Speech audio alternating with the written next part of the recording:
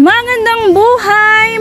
Maayong adlaw sa inyong mga palangga ko. Ayan, nandito na naman po ang inyong lingkod, Tripple C Cooking.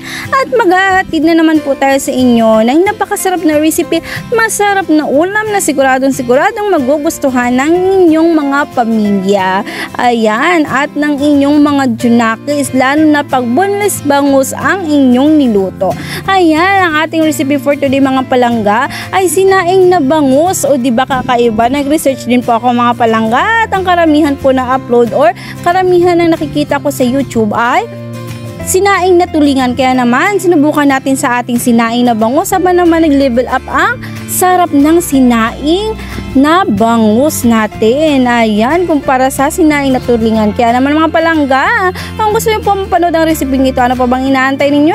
Watch nyo na yung full video.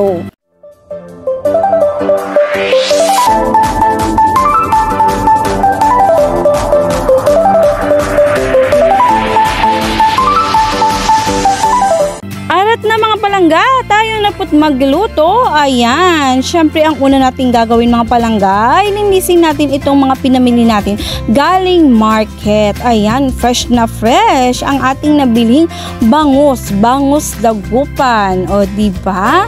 Kasi dyan talaga yung mga farm ng ganito, bangus. At talagang sure na matataba. Grabe yung kanyang taba ng isdang bangus, diba? At malinamnam at saka malalaki siya guys. So ayan yung ating pork liempo, kalahating kilo, at yung ating bangus ay 1 kilo. So goods na goods siya kapag medyo malaki ang inyong pamilya. Ayan, o diba? Linisan po muna natin mga palangga yung ating isda. Unahin po natin yung ating isda. Ayan, hindi natin sila pwede ipagsabay ng liempo ng karne dahil iba po yung amoy ng isda at ng karne. Mas malangsa po yung ating bangus. Ayan, hiniwalay po natin yan. Grabe ang taba, diba? Kita nyo ba yan? Yung taba ng bangus? Naku po. Ayan, isa yan sa mga paborito ko talagang isda. Napakasarap. Kahit yung laman niya, kahit walang taba, laman lang ng isda na yan, napakalinamnam. Grabe. At syempre yung ulo ng isdang bangus ay paborito ng aking hubby. Ayan. Kaya nakaset aside agad yan yung ulo kasi kanya yan. Ayan, nilinisin na rin po natin mga palangga ang ating liempo. Yun. Iset aside po natin or itabi po natin niya ang ating bangus. Dahil itatabi natin yung ating, ayan, liempo. Ayan, naglagay po tayo ng sangkalan, kutsilyo. Siyempre, hiwain natin yung mga kailangan nating iba pang mga sangkap. Ayan na po ang sibuyas. Balatan po natin yan.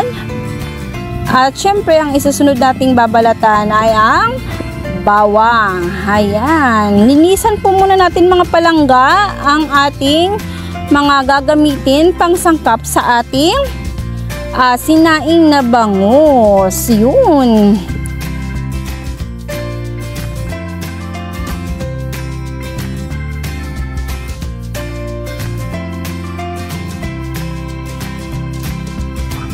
Ayan, at tapos na po nating balatan yung ating bawang.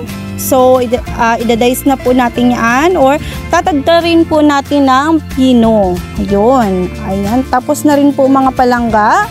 Isunod po natin yung ating sibuyas. Ayan. Ganyan lang po ang pagkakahiwa. Ayan. Isit aside lang po natin. At syempre, susunod natin mga palangga ang luya. Yan, hindi po talaga pwedeng walang luya yung ating sinaing na bangus kasi isa po yan sa nagtatanggal ng langsa at syempre nagbibigay ng aroma at syempre ng lasa, diba? Yun, balatan po natin yan at hihiwain lang po natin mga palangga ng pahaba. Yan, ganyan. Ganyan muna ang pagkakahiwa natin. Tapos mamaya po hihiwain natin siya ng pahaba na maninipis po. Ayan. Ipapakita ko rin po yan dyan. Ayan, ganyan. O, diba? Tapos iset aside lang po natin. O, tapos na. So, kompleto na po yung ating ilalagay sa ating sinaing na bangus. Yang tatlong yan, sibuyas, bawang at luya. So, ayan na ang ating kawa. Char. Yung ating kaserola.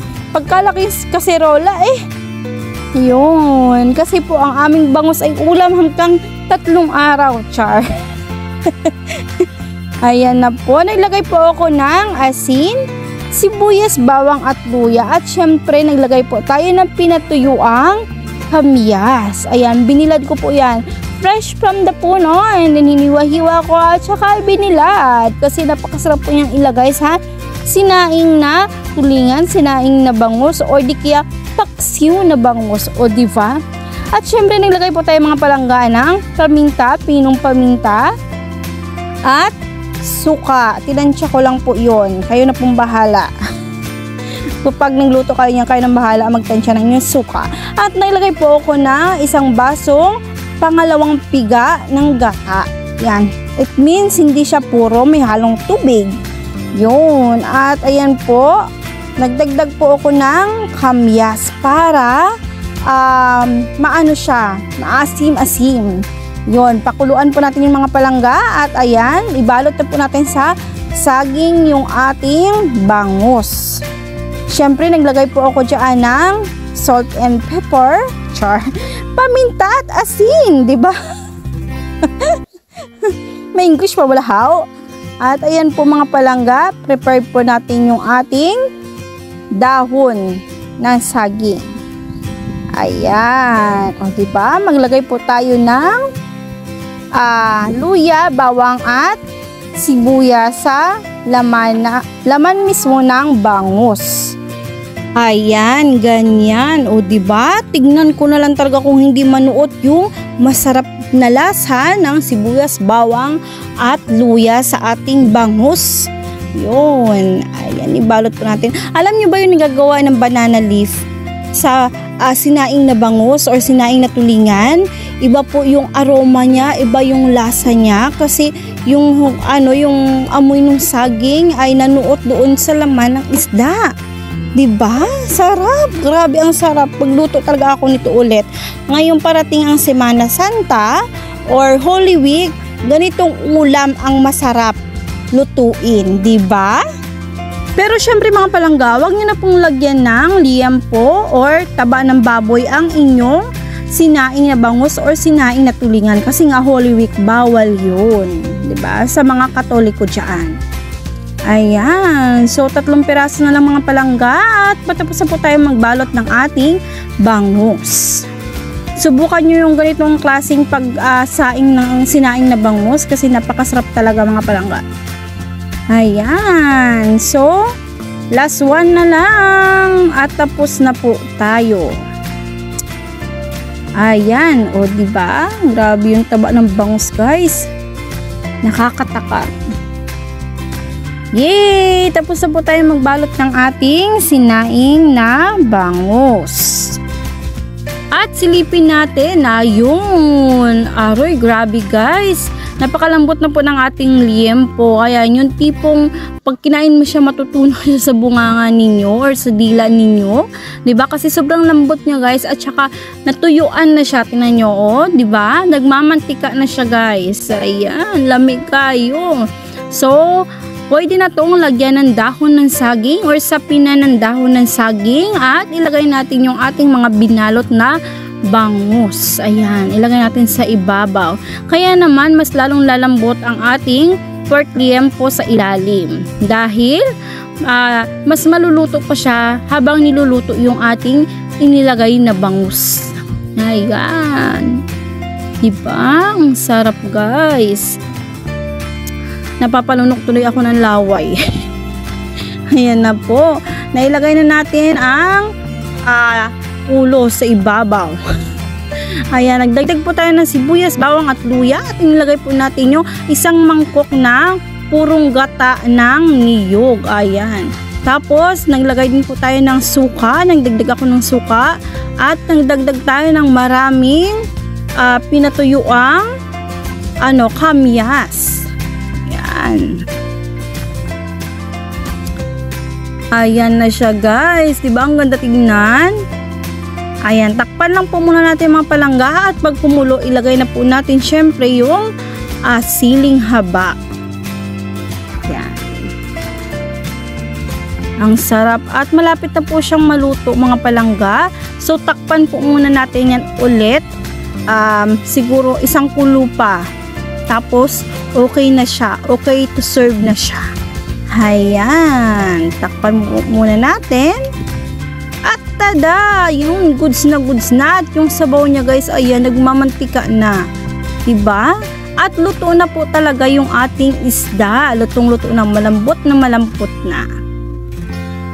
Tada, yan na siya guys. Presentation na. Grabe yung taba ng bangus. Nakakagigil. Magluto talaga ako ulit nito sa Webby Santo. Ayan. O, diba? Matakam kayo. Napakasarap. Subukan nyo po yung ganitong klaseng pagkakaluto ng sinaing na bangus instead na imbis na sinaing na tulingan, i-try nyo yung sinaing na bangus. Talaga namang hindi kayo magsisisi. Diba? Ayan mga palangga, thank you so much po sa laging panonood ninyo ng aking mga upload sa aking YouTube channel. Sana po patuloy nyo po akong supportahan. Ayan, and then isubscribe na rin po ako and then click the notification bell para updated kayo sa aking mga uploads. Ayan. Thank you so much po. Bye-bye!